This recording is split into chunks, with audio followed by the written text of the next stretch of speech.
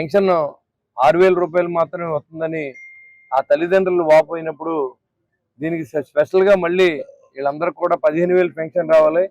ఒక మనిషి సపోర్ట్ లేకుండా లేగలేని పరిస్థితిలో పిల్లలు ఉన్నారు కాబట్టి దీనికి ఒక అమెండ్మెంట్ చేయవలసి ఉంటుంది చట్టంలో. దాని గురించి మన మంత్రి గారితో వాళ్ళతో మాట్లాడి ఎక్కడో విజయవాడలో ఉంటే ఏలూరులో సెంటర్ పెట్టించి వాళ్ళందరినీ మళ్ళీ సదరన్ సర్టిఫికేట్ కోసం పంపిస్తా ఉన్నాం. దానికి అన్ని ఏర్పాట్లు మన ప్రభుత్వం తరఫున మనమే చేసి వీళ్ళందరికీ అంబులెన్స్లో పంపించి మళ్ళీ తీసుకొచ్చి మళ్ళీ వాళ్ళని ఈ సర్టిఫికేట్ల ద్వారా మళ్ళీ 15,000 పెన్షన్ వచ్చే ప్రయత్నం తాడేపల్లి నుంచి స్టార్ట్ అవుతుంది. ఇలా రాష్ట్రంలో చాలా మంది ఉండుంటారు. మన కాన్స్టిట్యూన్సీలో 15 మంది దాకా వికలాంగులు, మానసికంగాను శారీరకంగాను వికలాంగులు ఉన్నారు. వాళ్ళందరికీ రావడానికి మరి మనం కూడా మంత్రి గారితో మాట్లాడడం జరిగింది.